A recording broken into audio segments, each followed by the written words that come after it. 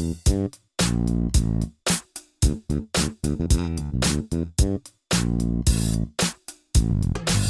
is Anthony Morganti. Welcome to my podcast, For the Joy of Photography.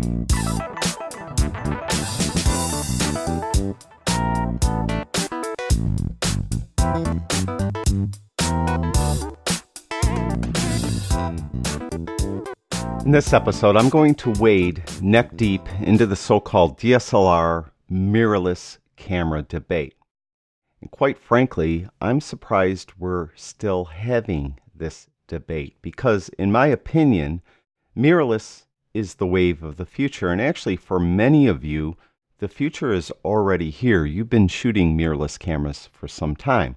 But there are a large segment of photographers that are still shooting DSLRs, and they're reluctant, for whatever reason, to move over to a mirrorless system. Well, I'm going to talk about it in this video, why I think mirrorless is the wave of the future and some of the advantages you have shooting mirrorless and maybe some of the disadvantages you might have as well. And to start out, just let me say I'm not one of those people that will knock a brand, meaning, you see it all the time. It's been happening for years. Canon shooters knock Nikon shooters. How could you shoot Nikon? And Nikon shooters made fun of Canon shooters. Nowadays, you see Nikon and Canon shooters picking on Sony shooters. Why are you shooting Sony? It's garbage, blah, blah, blah. That to me, that's all baloney.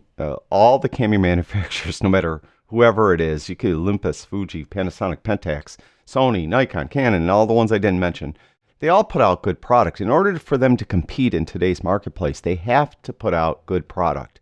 And because the competition is so keen, we're seeing great innovation. And you're seeing that every new model that is released has a lot of new features that weren't available in previous models. So it doesn't matter what brand you're shooting currently, just know that it's a good thing that we have this competition, and it's a good thing that maybe you're shooting a Canon camera, but there's a Nikon model that's a little better than yours for the same price. It only means Canon's going to leapfrog that one with their next release. So don't get all caught up in that. I was always looking at it like what my camera didn't have, as opposed to my camera's better than your camera. Meaning, when I first became a professional, I was doing a lot of weddings and specific types of portraiture that required a medium format camera. And I shot a Mamiya medium format film camera, mainly because that was affordable. And I couldn't afford the Hasselblad that I really relished and really wanted. So I would look at my Mamiya and compare it to that Hassi, and I'd say, oh, Hasselblad's a lot better than my camera. And it wasn't like I'm making fun of them or anything. I wanted the better camera. In my mind, why it happened to be better, at least for whatever reason, I thought it was a better camera. Then, when I got into 35mm film photography, again, because of affordability, I purchased Canon, because in those days, Canon film cameras and Canon lenses were cheaper than Nikon. And I really coveted Nikon. I thought the Nikons were better. And even today, I shoot, I got a Nikon D850, but there's a lot of features of a Canon camera. There's a lot of features of Sony cameras that I covet, and I wish my Nikon had. So, that's, I guess, what I look at. I look at the other cameras, and I see what's better in them, and I wish my camera had. But I know in the next release, whatever comes after the Nikon D850 someday, it will have those features probably in it. So competition is good. It spurs innovation and helps us all have better equipment. Now, as far as mirrorless is concerned, kind of Sony has led the way. And mainly I think they've led the way is because they were full frame mirrorless.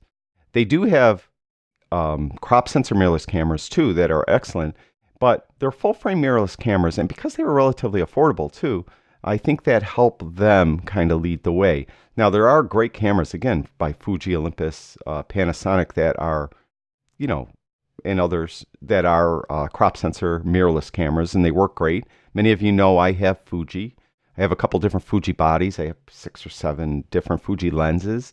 I think they work great.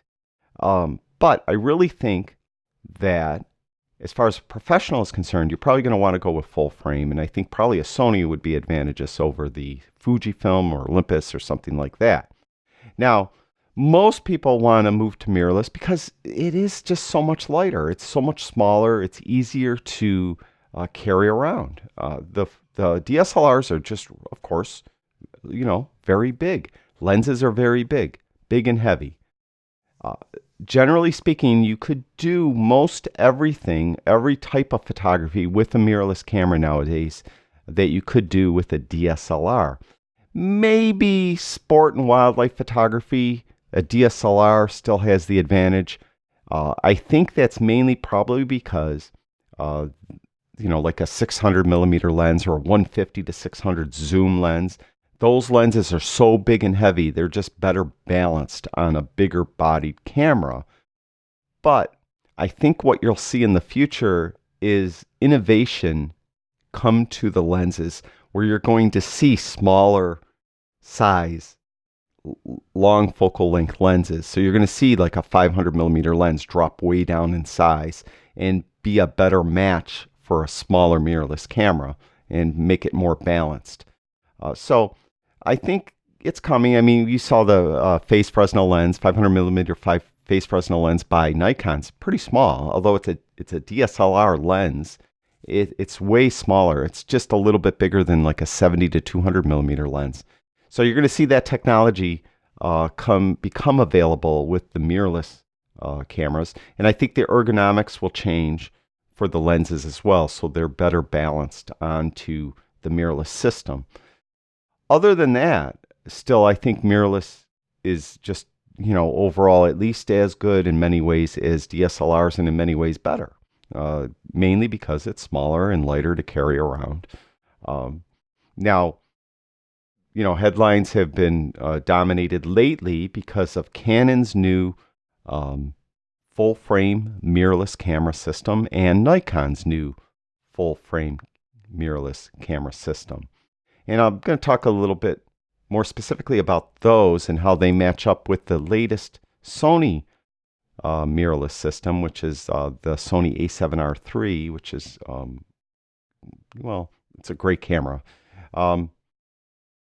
Overall, in my opinion, again, it doesn't matter who you go for, but when people ask me what they should get and they don't have a lot of money invested in any system yet, in the past, I would always tell them to get either Canon or Nikon. And the reason why I did that is because aftermarket product was abundant for Canon and Nikon. You had Tamron, Sigma, and Tokina and other aftermarket lens manufacturers would always come out with new lenses that had either a Canon mount and a Nikon mount on them. So you had a lot more choices. Not only that, you had TTL flash units available for Canon and Nikon, but from aftermarket third-party manufacturers, and even like simple things like shutter releases and things were available for Canon and Nikon. And you wouldn't find, let's say, Pentax, which makes an excellent camera. You wouldn't see the Tamron lens come with a Pentax mount, or you will be hard pressed to find a TTL lens from a third-party manufacturer that worked with a Pentax camera. You had to buy Pentax lenses. You're kind of limited to those, and you were limited to Pentax accessories, which, of course, cost a little more. So that's why I would recommend that if you don't have any money or have very little money invested in a system already, that you go with Nikon and or Canon. That was then. Now, if you would ask me those questions, I would say go with Canon, Nikon, or Sony. And if you want to go mirrorless, despite the new releases from Canon and Nikon, if you want to go mirrorless and you're going to invest now, go with Sony. They've been in the market longer. Their cameras are a little more mature and have a few more critical features, in my opinion, that the Nikon and or the Canon do not have yet. And I'm sure Canon and Nikon will get those features, and I'll talk more about that in a moment. Now, so today I would recommend still Canon, Nikon, or Sony, and Sony is now in that conversation because there are a lot of aftermarket lenses, third-party manufacturer lenses for Sony. There's TTL flash units from other manufacturers for Sony, at least I assume there is. and there's going to be a lot of other more accessories available for Sony because they've made such a dent in the market. These third-party manufacturers, it's profitable for them to create product for the Sony systems. So that's why they're in the conversation now as well. Now, as far as how they match up head to head as far as their mirrorless full frame cameras, some have some features another one doesn't have, and some might excel somewhere that the other one doesn't. And it really kind of comes down to choice now. Now, what I would recommend that if you are a Nikon shooter like I am, I have a lot of Nikon glass. I mean, a lot. I don't even know how many Nikon lenses I have. The advantage of the Nikon mirrorless system is that they have an adapter available, which makes all that old glass work. And a lot of the third-party glass will work as well with that adapter. Tamron, Sigma lenses. Not all of it. I've heard reports of a couple Tamron lenses that don't work. They won't autofocus or the exposure doesn't work with the adapter. But on the whole, all the Nikon lenses will work. These are the DSLR lenses, will work on the Nikon Z6 and or Z7 with the adapter. So that's a huge advantage. Now they're limited now because there's not the specific mirrorless lenses made for those cameras, Canon and Nikon. There's not many available. Nikon has like 3 or 4 out. Canon has a similar number. They have a lens roadmaps they each release showing what new lenses will be coming out in 2019, 2020. So it's going to take them a few years to even approach the number of lenses that are available for Sony. So that's why I recommend, if you're going to go mirrorless and you don't have any money invested in any system right now, I'd suggest you probably go in your full frame mirrorless. Go Sony. Now, there's advantages to the crop sensor cameras for Olympus, Fuji, Panasonic, and whoever else I'm not coming to mind, I'm sure. Fuji I like a lot. Really small, really lightweight. I like the ergonomics of the Fuji. I really like the XT 1, 2, and 3. The dials, very easily accessed to change settings and things like that. So that's why I like Fuji. Olympus, the little bit I've played with their cameras, I like the focus on those, and I like the resolution. I wouldn't say resolution because that would confuse a technical term, but I would say that if I could think of a word, just the clarity of their images is like great. I really like that and appreciate that on their cameras. Panasonic cameras on the whole for a beginner, I think, are a little easier to use in general. They seem to be, so they all have advantages, disadvantages. Doesn't matter. But as far as the full frame is concerned, we're still talking about 3 manufacturers, Canon, Nikon, and Sony. It's reported that in 2019, Panasonic is going to come out with 2 full-frame mirrorless cameras. So again, this is going to add to the market. It's going to help move along innovation, and you're going to see that the newer releases that Canon, Nikon, and Sony come out with are going to be better. They're going to have more innovation, better features because of this competition.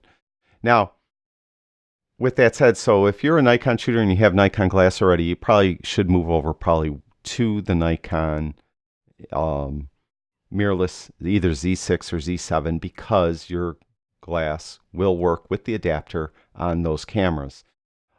If you are Canon and you're used to the Canon menu system and you really don't want to learn a different menu system, you would probably prefer to go with the Canon.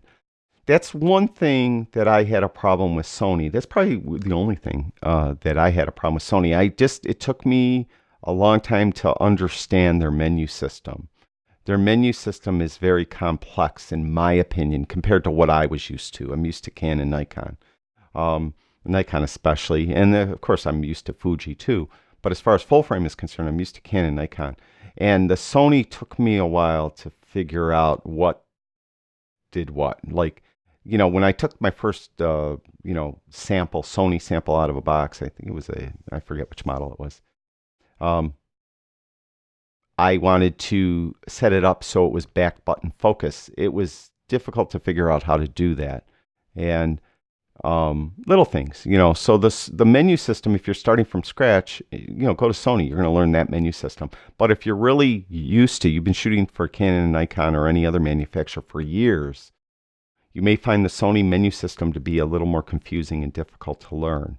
But again, the quality of the pictures you'll be taking from the Sony are going to be excellent. Now, just a little bit I've read, I haven't had the opportunity to use the Canon or Nikon mirrorless cameras yet, but the little bit I've read, it seems like that most photographers think the Nikon ergonomics are better than Sony or Canon. So if you're really, into the ergonomics of a camera, how it feels in your hand, where the controls are, where the back button might be to focus, things like that, the Nikon might be a better choice also.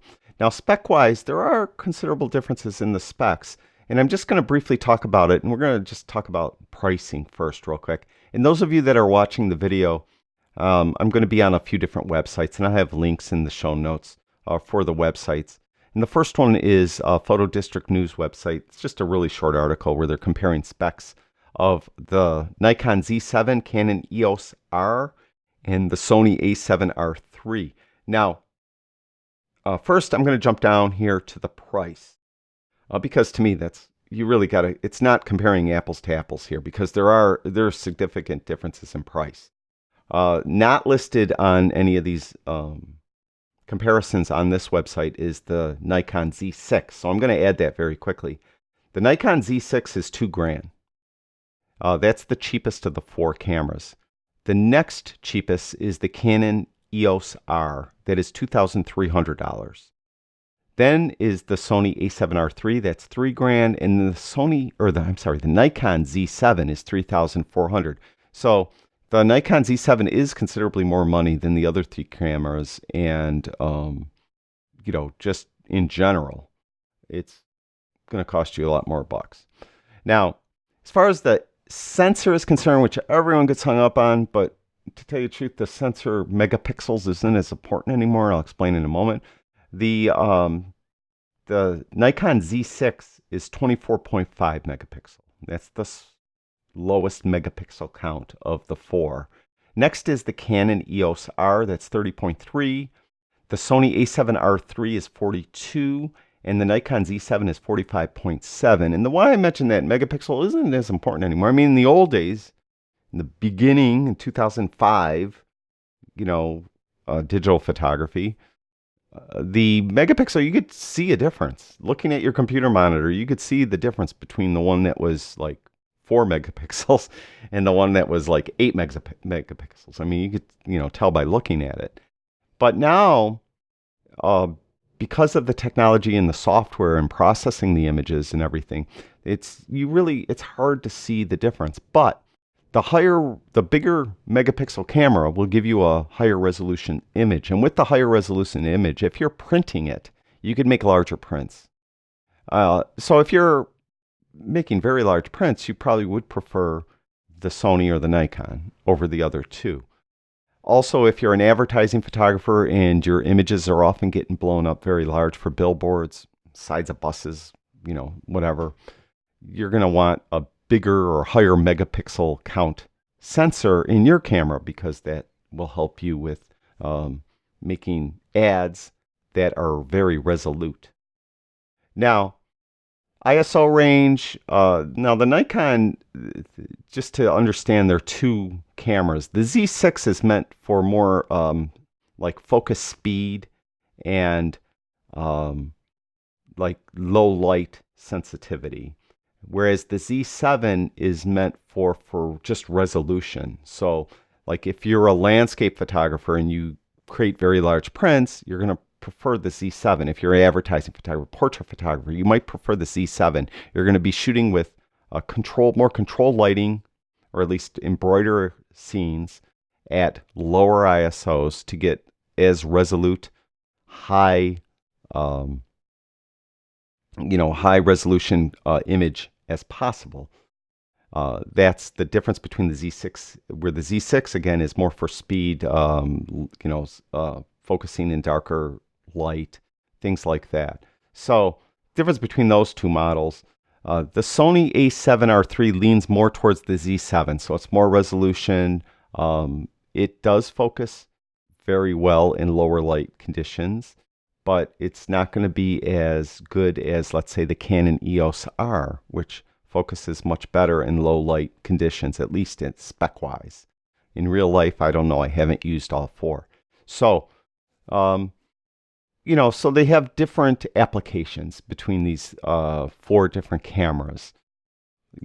Again, it really comes down to your personal style, what you usually shoot, which one you'd rather use. If you're shooting in low light, you probably shouldn't get a Z7. You probably should get an EOS R, if you're one of the other two even, than the Z7. I've seen reports also that the Z7 doesn't focus on moving objects quite as well.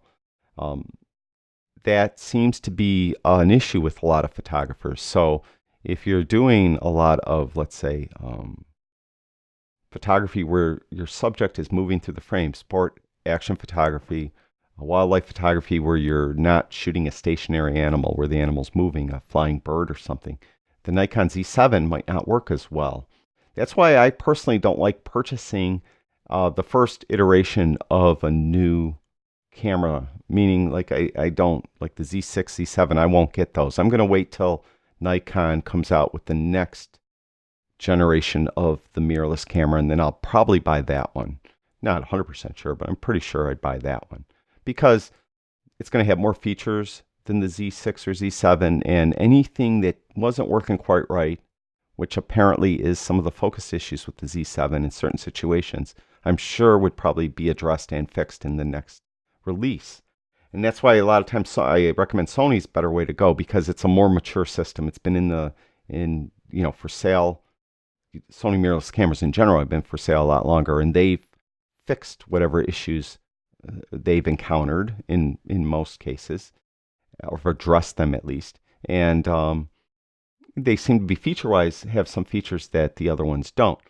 Specifically, and I found this amusing, when Nikon announced their cameras, Nikon users were really upset because mainly the cameras didn't have dual card slots, only has one card slot, XQD card slot. And whereas when you compare it with the Sony, there's two SD card slots, and especially professional photographers, they use both card slots. The second card slot is used for backup, because if one card goes bad, at least you'll have the backup, the images on backup. Whereas a lot of professionals are a little like leery of just shooting a camera with one card slot. If that card goes bad, you'll lose all your images. Now it's hard for me to relate, because in the days of film, I only had one roll of film in my camera, and if I screwed something up, it was screwed up, period. It was nothing I could do about it. So I'm personally not as upset that the camera has the Z6 and Z7 has one card slot, and also the Canon EOS R has one card slot. But the curious thing is, the Canon users weren't all up in arms about some of the shortcomings of the Canon mirrorless camera compared to the Nikon users. Nikon users were mad. It didn't have eye autofocus, meaning if you're focusing on a person, a lot of the cameras nowadays will pick the eye of a person and focus on the eye automatically. Canon and Nikon don't do it, at least in this Z6, Z7, EOS R. And the Nikon users were upset that it's not available. Canon, no big deal. Video is definitely better in the Sony and Nikon cameras. The problem with the video in the Canon camera, which was surprising, is it doesn't use the entire full frame sensor. It's going to use a 1.7x crop factor.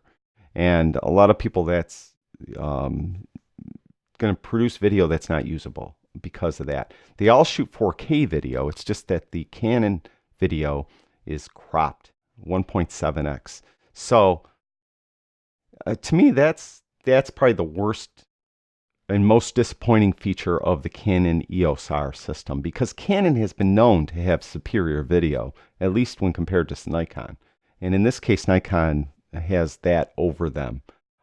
So all three cameras shoot log. Nikon's is called N log, Canon is called C log, and Sony's is called S log. So, they're all log files, which those that are into video understand what that means, and it allows you to better post-process the finished or the raw. I shouldn't say raw because it's not raw. The post-process the video file that is recorded. Battery life on mirrorless cameras is a disadvantage of mirrorless. It's usually not as much. There was a lot of, again, Nikon users were upset because it's listed at the Z6 and Z7 only get like 330 shots.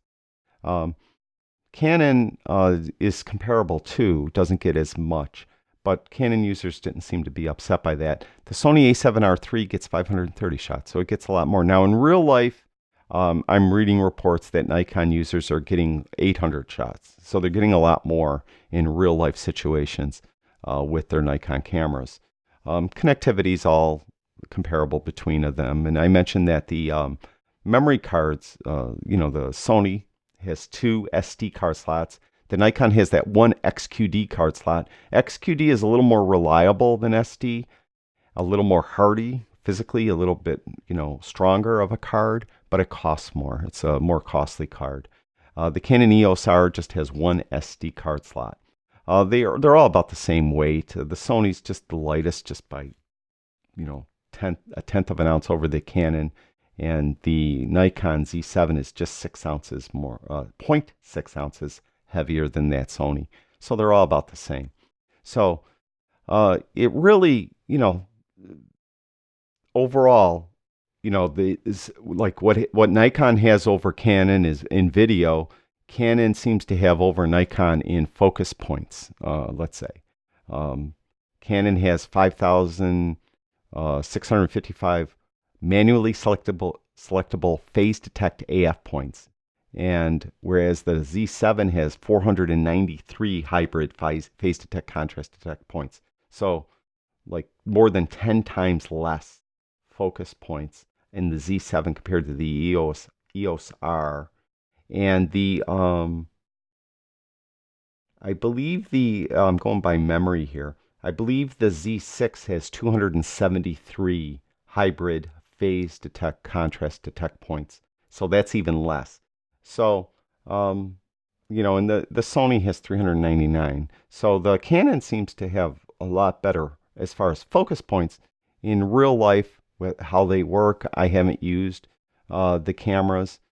I would probably suspect that you're not going to, in most instances, on a stationary subject, not going to see a difference in focus capability between these 4 different cameras. Again, as far as the Z7 is concerned, from what I'm reading in some where the subject is moving through the frame, the Z7 sometimes has a hard time grabbing focus. Hopefully the next iteration of that model will improve and fix that issue, because that's the issue, the one I plan on buying. Now, another website I went to and I was looking at is Phlearn. There's a photographer there, Stephen Harker, who compares the Z7, EOS R, and A7R III. And some of his quick points: better resolution, Nikon; lighter weight, Sony. Again, that's by tenths of an ounce. Smaller size, Sony. Now, that is true. The Sony is smaller, but again, from what I've read, people prefer the ergonomics of the Nikon between the 3. Of course, that's personal. You may not. Autofocus, Canon has 10 times the focus points, obviously. Again, that's on paper. Again, I don't know how this is going to work in real life, and I wouldn't let that dissuade you from purchasing the Sony or the Nikon for that matter. Better video is Nikon. Canon again because of that crop factor. Burst shooting, Sony. I think that was 10 frames per second on the Sony. It's down over here. Yeah, the Sony a7R III is 10 frames per second. The Nikon Z7 is 9. The Canon EOS R is 8. And going by memory again, I believe that the Z6 is 12. So the Z6, again, because that's a smaller megapixel camera, the file is going to be smaller. So you could shoot more frames per second with that camera compared to the Nikon Z7 and even the other two as well. So spec-wise, you know, it depends too what kind. You may not shoot in continuous mode ever, so that doesn't matter to you. EVF viewfinder, I heard that all the viewfinders are beautiful. They look great, very resolute. Battery life, Sony. Storage, I mentioned. And you know, I could go on and on with the comparison. I have another website here, DXOMark. They again talk about the Sony mirrorless. This is more in general. Some of the advantages. Let's talk about specifically more advantages of mirrorless systems. They mention no mirror vibration. For a start, mirrorless cameras, so obviously there's no mirror to like move up out of the way. So you're going to remove that vibration. And this, of course, is very important to photographers where they're shooting probably on a tripod. And they're shooting subjects, you know, like macro subjects and things that even the little bit tiniest, lightest movement is going to cause an issue. So the mirrorless system is better because of that mirror vibration issue. Another advantage they list is zero shutter lag and silent shutters. I'm just going to read this so you can understand what they're talking about here. In combination with an electronic shutter, no mirror also means that cameras can achieve true zero shutter lag. With buffering technology similar to the ones already used in some smartphones, even negative shutter lag is possible. That is, the camera records images even before the photographer presses the shutter button. In real terms, this means that multi-frame stacking features, such as high dynamic range, temporal noise reduction, and focus stacking, can stack and merge frames that were captured before, during, and after pressing the shutter, achieving better results. The type of real-time stacking is already widely implemented in high-end smartphones, but is not yet available in the current generation of mirrorless cameras. Thanks to electronic shutters, many mirrorless cameras can also shoot completely silently. This means that you can take photographs with a mirrorless camera in places like the tee of a golf tournament where a DSLR shutter sound would disturb the players. I mean, that's obvious there. I mean, when you're shooting a DSLR, the mirror has to go somewhere, so it moves the mirror up out of the way, and usually that does, you know, a clink clank sound as it moves up. Then the shutter opens to expose the scene, shutter closes, mirror drops back down to where it was. All that takes time. There's lag involved. So in most situations, or many situations, a mirrorless camera would be a better choice, especially if you're out street shooting, let's say, and you're looking for that decisive moment. You could probably better capture that decisive moment with a mirrorless camera because of that shutter lag and lack of shutter lag in the mirrorless system. And of course, silent shutters were in that situation work well too. People don't notice it, don't notice you taking their picture. They don't hear that click clank. Global shutters. Currently, mirrorless cameras use a combination of mechanical shutters and electronic rolling shutters, with the latter used for silent shooting or when shutter speeds are required that are not offered by the mechanical shutters.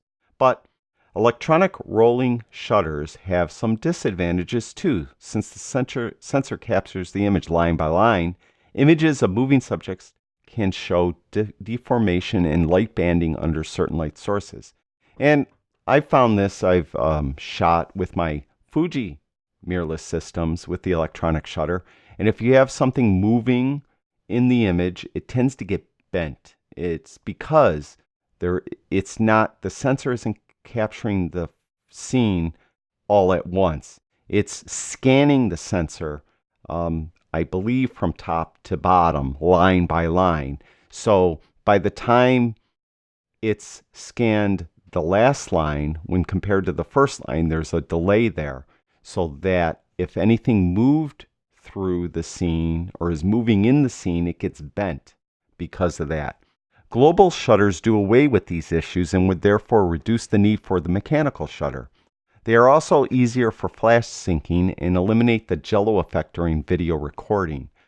Global shutters are already commonplace in the high-end smartphones, but are not yet found on full-frame mirrorless cameras. So both global shutters and a lot of the zero lag features I've mentioned aren't yet available in mirrorless cameras, but you're going to see those coming out in the system.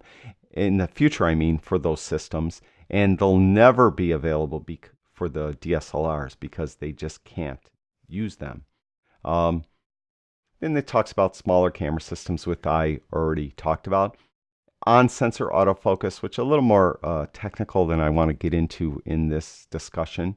But in some ways, on-sensor autofocus focus systems should work in the future, especially better than the split system that is in a DSLR, where it takes and kind of splits the light coming in to hit a separate sensor for autofocus compared to just doing it right on the image sensor itself.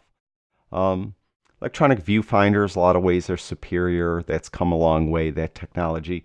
Early on in mirrorless technology, I didn't like the EVF, electronic viewfinders. They seemed to lag a little bit and blurred a little bit. I didn't like those at all. The new ones work great. And then it goes on in this article from DXOMark talking about the Sony full-frame mirrorless, why they're a pioneer, what they have available. It talks about the A7 III and the Sony A9.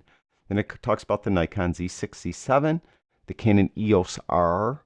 And then it talks about Panasonic's new cameras, which should be out in early 2019, the Lumix S1R and the S1, which again are full-frame mirrorless cameras. And it talks a very few paragraphs here on the future of mirrorless. Again, these links will be in the show notes. So really, I'm not sure why there's a debate. The future is mirrorless, and again, for many of you, the future is now. I believe I'll be probably within 5 years, probably be almost fully in mirrorless. I could see it happening. Again, if you don't have money invested in a system already, and you are trying to choose between a Sony camera, Nikon camera, or a Canon camera, and we're talking about full frame here, I definitely would say right now go with Sony. A lot more lenses to choose from, mainly. That's why you'd want to go with Sony. There are some features that it has, the dual memory cards.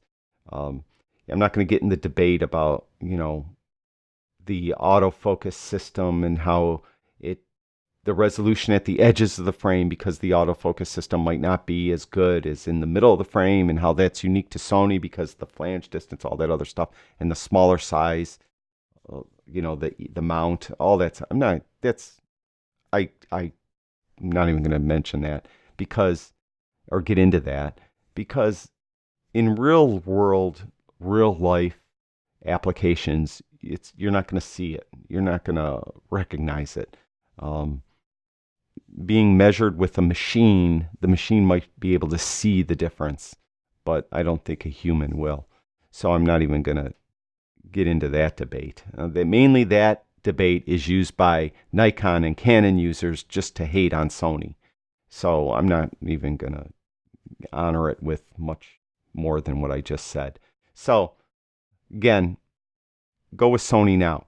If you're like me and you have a lot of glass for Nikon, I would say you could buy the Z6 or Z7 now, if that, the one issue with the Z7 focusing isn't an issue for you, for the type of photography you're doing. I mean, if you're shooting landscapes, that's not going to be an issue.